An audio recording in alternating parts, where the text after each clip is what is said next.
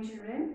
So today we'll begin the new chapter, that is chapter number 14, Agrobase Industries. So Agrobase Industries, they derive their raw material from agriculture, and this industries, okay, or this particular industry is classified on the basis of the raw material. So therefore, agro means they derive the raw material from agriculture, and these are the important consumer based industries.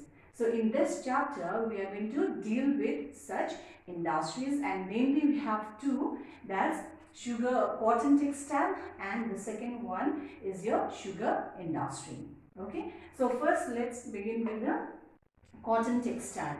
So India, as you know, it is the largest, okay, cotton manufacturing center in the country in the world, and it is also one of the largest exporter of cotton goods in the world.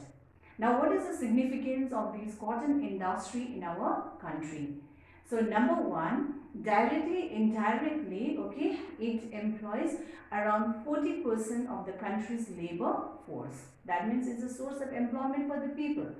And number two, as I've already told you, it's also one of the largest exporter in the world, and therefore it brings in foreign income. So these are the two significance of the cotton industry in our country.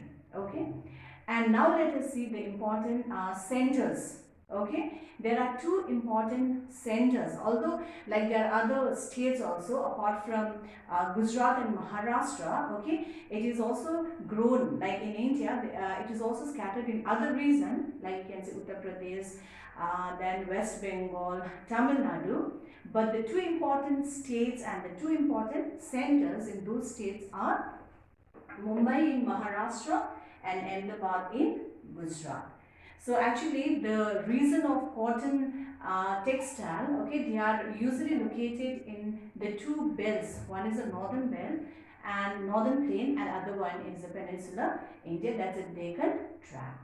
But there's two important centers, Mumbai and Ahmedabad, okay, they are the most important centers of this cotton manufacturing in the country. Now, since Mumbai is the important cotton manufacturing center of our country, it is referred to as the cotton polis of India, or it's also referred to as the Lancashire of India. And Ahmedabad is the second, okay, it's the second important center, or you can say the cotton manufacturing city in our country. So it is referred to as the Manchester of India. Now let us see the factors. Okay, these two the cities, they have emerged as one of the important center of cotton textile in our country. So what are those factors? Now let's see the factors. Number one, proximity to raw material. So this mills, okay, most of the cotton textile mills are located close to the Deccan tract.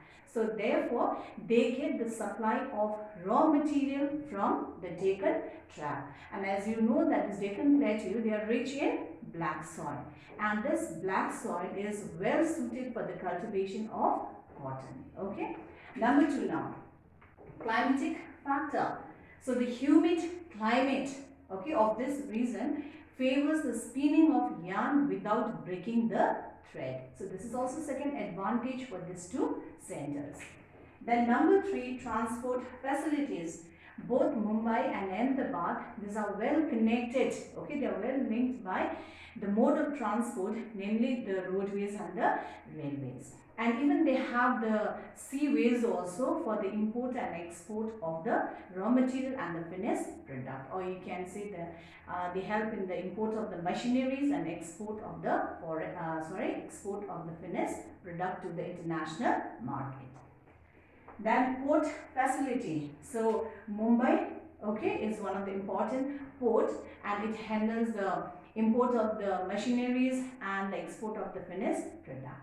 And Ahmedabad, okay, is served by the Kandla port, okay, and both the it also served for the transportation of the importing of the machineries and all, and export of the finished product. Then next one, labor. So both Mumbai and Ahmedabad, okay, they have enough labor force, like from within the country, within the state or from the neighboring states. So there is no problem of labor force in these two cities.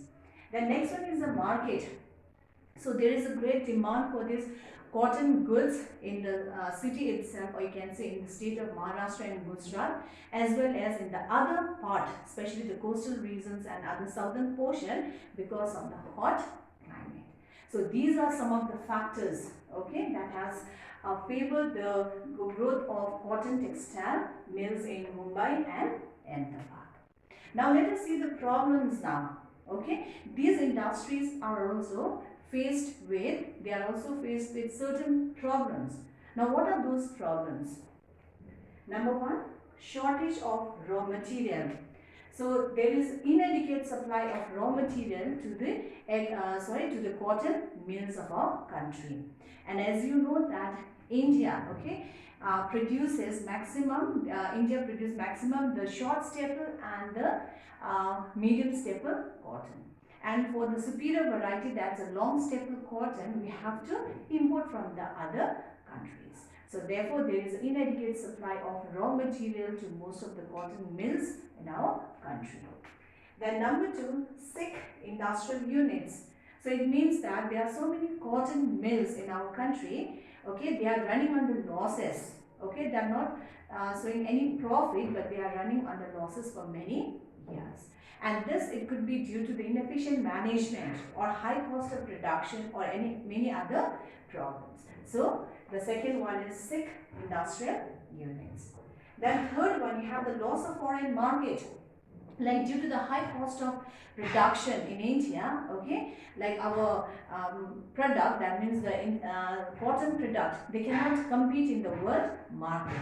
So therefore, there is the slow down or the loss of the international market for the Indian product as the cost of production is high. Then the shortage of power. So this is one of the main problem of the Indian cotton mills. There is an acute shortage of power, like the supply of coal as a source of power. Okay, it's difficult for them to obtain.